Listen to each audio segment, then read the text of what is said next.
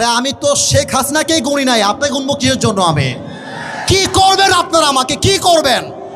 আমার যুবক ভাইরা আমার সঙ্গে আছে, একটা চুলকে ভয় করতে পারবেন আমার এই মাটিতে। আপনি কই থেকে আসুন যুবক ভাইরা আমার? আমি বলেছি আল্লাহ কোরআন যে আইন চলবে, মুসলমান হিসেবে এটা আমার নৈতিক দায়িত্ব, ঠিক না বলে? আমি একবারের জন্য বৈধ দলকে ভোট দেওয়া লাগবে।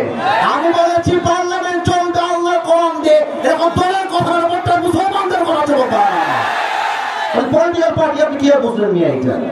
আমি তো রাজনীতি করেই না, আমি রাজনীতি।